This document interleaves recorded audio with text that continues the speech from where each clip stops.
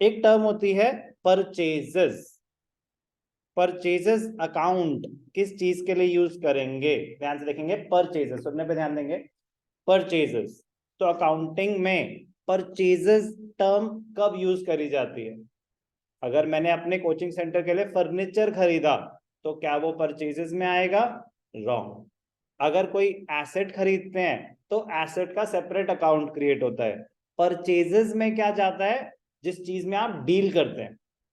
यहां आपने कोई रॉ मटेरियल खरीदा है, करे मतलब मेरी स्टेशनरी की दुकान है और मैंने स्टेशनरी खरीदी बेचने के लिए, तो वो कौन से अकाउंट में चला जाएगा? परचेजेस। कौन से अकाउंट में चला जाएगा? परचेजेस। लेकिन अगर मैंने अपने ऑफिस के लिए कोई एसेट खरीदा है तो वो कौन से अकाउंट में चला जाएगा? Respective asset account. चाहे मैंने फर्नीचर परचेज करा है, परचेज करने का मतलब होता है खरीदना, बट परचेजेस अकाउंट किस चीज के लिए यूज होता है? जिस चीज में आप डील करते हैं। Anything purchased for the purpose of resale, anything purchased for the purpose of resale will be shown under purchases account. Raw materials used for manufacturing will be shown under purchases account. But assets purchased for own use, own use का मतलब personal नहीं होता, own use मतलब business में ही use करने के लिए, that will not be shown under purchases account, that will be shown under respective asset account. तो परचेज अकाउंट में क्या जाएगा? जब आप गुड्स खरीद रहे हो। गुड्स क्या होते हैं? फिजिकल आइटम्स ऑफ ट्रेड जिसमें आप डील करते हैं। तो चाहे कैश पे खरीदो चाहे क्रेडिट पे खरीदो, उससे फर्क नहीं पड़ता। जब भी आपने गुड्स खरीदे हैं तो वो कौन से अकाउंट में जाएंगे? परचेजेस। अब कुछ बच्चे जो अकाउंटिंग इक्वेशन बनाना शुरू कर चुके हैं वो ध्यान से सुने। अकाउंटिंग इक्वेशन में सारे एक्चुअल अकाउंटिंग के रूल्स यूज नहीं हो रहे, उसके अपने सेट ऑफ रूल्स हैं, वो कंप्लीट सिस्टम नहीं है, ठीक है ना। उसका पर्पस सिर्फ और सिर्फ ये प्रूव करना है कि every transaction has two aspects, debit aspect and credit aspect, and after every transaction total asset should be equal to sum of liabilities and capital। उसका बड़ा स्पेसिफिक रिक्वायरमेंट है। तो जब हम गुड्स खरीद रहे हैं, जब हम गुड्स खरीद रहे हैं तो वो एसेट है या एक्सपेंस है? अकाउंटिंग टर्म्स में, अकाउंटिंग टर्म एक्सपेंस क्या होता है? Anything the benefit of which has been consumed, the benefit has been exhausted, तो वो एक एक्सपेंस माना जाएगा। ये है ना एक्सपेंस की डेफिनेशन। एसेट होता है जो मुझे अभी लॉन्ग टर्म बेनिफिट देगा, जिसका बेनिफिट अभी एग्जॉस्ट नहीं हुआ है। तो मेरा क्वेश्चन ये है कि जो मैंने गुड्स खरीदे वो मेरा एक्सपेंस है या एसेट है? भूल जाओ वो लोग जिन्होंने अभी अकाउंटिंग इक्वेशन पढ़ी है, क्योंकि उसके अपने रूल्स हैं। अभी मैं एक जनरल अकाउंटिंग टर्म्स में बात कर रहा हूं जो पूरे साल पूरी जिंदगी में यूज होगा। अकाउंटिंग इक्वेशन के रूल्स सिर्फ अकाउंटिंग इक्वेशन में ही यूज होंगे। अभी हम जनरल रूल्स अंडरस्टैंड कर रहे हैं पहले।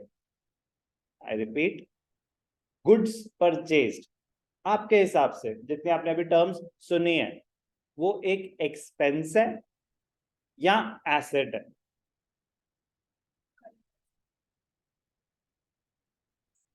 Current asset because of inventory. नहीं, बेनिफिट क्या पता, गुड्स जो खरीदे वो बिक चुके हैं। नहीं, स्टॉक तो होता है जो बच गया।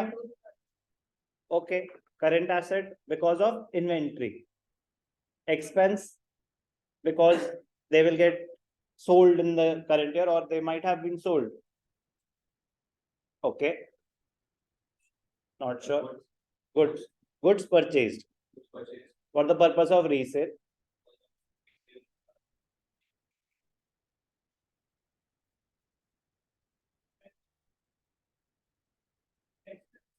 Why an asset? बेनिफिट मिलना बाकी है। Why an expense?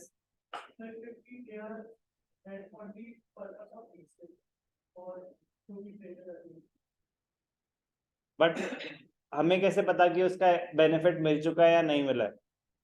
That is the key point ना, कि सर सामान खरीदा okay, but during the year वो बिका कि नहीं बिका वो तो बताया नहीं आपने। यस और नो?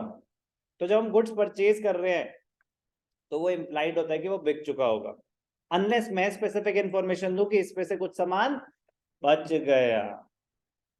जब गुड्स परचेज करते हैं ना any time during the year, तो ये इम्प्लाइड होता है कि ये सामान तो बिक ही गया होगा, अनलेस मैं आपको इंफॉर्मेशन दूं कि इसमें से ना कुछ बच गया है।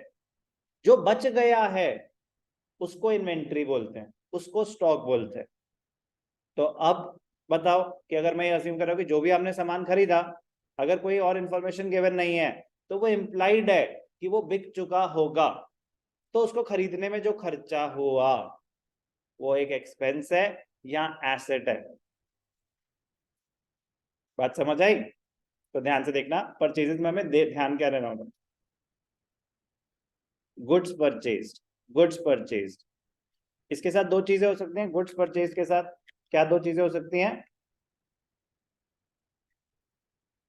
If sold in the current year, if sold in the current year, तो वो कहां चले जाते हैं? वो चले जाते हैं कॉस्ट ऑफ गुड्स सोल्ड में। कॉस्ट ऑफ गुड्स सोल्ड का मतलब ही क्या होता है? जो सामान हमने बेचा वो हमने कितने का खरीदा या कितने का बनाया था, तो वो क्या माना जाता है? एक्सपेंस। इफ अनसोल्ड, तो वो कहां चले जाते हैं? वो चले जाते हैं हमारी इन्वेंट्री या फिर स्टॉक में। तो वो चले जाते हैं कहां पे? एसेट्स में। आपके अंडरस्टैंडिंग के लिए वो कौन सा एसेट होता है? Current asset. अगर डिस्टिंग्विश करो करंट और नॉन करंट में, तो वो एक करंट एसेट होता है। कोई डाउट? तो अगर मैं बस पूछूं कि अच्छा परचेजेस अकाउंट क्या है, एसेट या expense?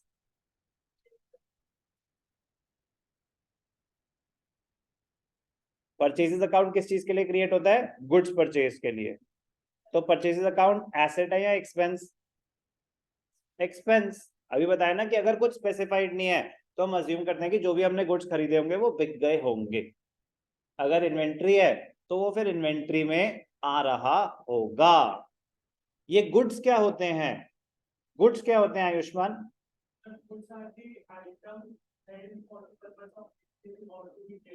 Very good, perfect answer. Physical items of trade, physical items of trade. Trade का मतलब ये होता है anything purchase for the purpose of resale. तो गुड्स में फिजिकल आइटम्स आते हैं। फिजिकल मतलब which have a physical existence, only tangibles. Goods are also known as, goods are also known as merchandise. Goods are also known as merchandise, another term used for goods. अभी आपका focus सिर्फ और सिर्फ अपनी vocabulary strong करने पे होना चाहिए। अब ध्यान से देखना उन बच्चों के लिए जो बच्चे अकाउंटिंग इक्वेशन कर चुके हैं, ताकि माइंड में कोई डाउट ना रहे। क्वेश्चन है, व्हाई आर गुड्स परचेज्ड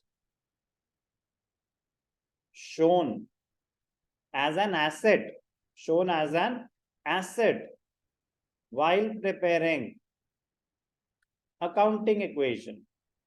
तो जब आपने बोला कि जो गुड्स परचेज्ड है वो तो एक्सपेंस होता है, सिर्फ बोला ही नहीं, आगे जाके जब आप रूल्स ऑफ अकाउंटिंग करोगे तो आपको खुद ही पता चल जाएगा कि परचेजेस अकाउंट को क्वेश्चन आएगा कि आपको कैटेगराइज करना है, इसका नेचर बताओ, तो परचेजेस को आप एक्सपेंस में ही दिखा रहे होगे।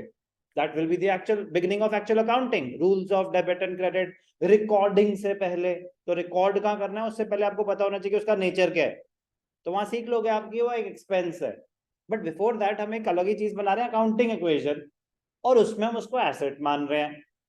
तो बिल्कुल एकदम जेन्युइन डाउट है कि वाई, क्यों, क्यों हम उसको एसेट मान रहे हैं while preparing accounting equation?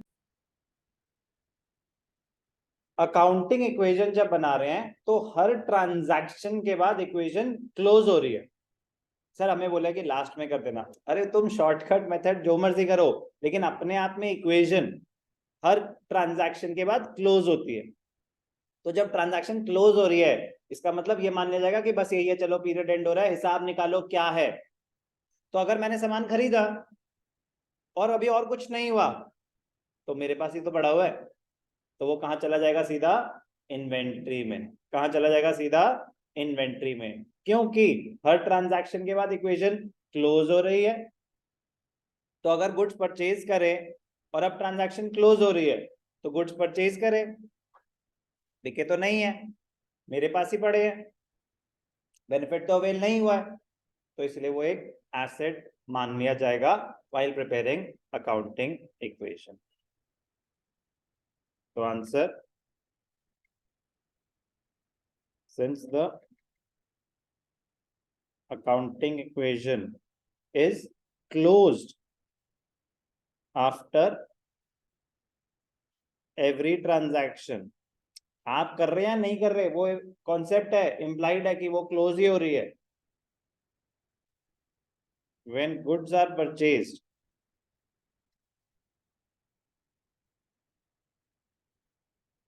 they are shown under inventory.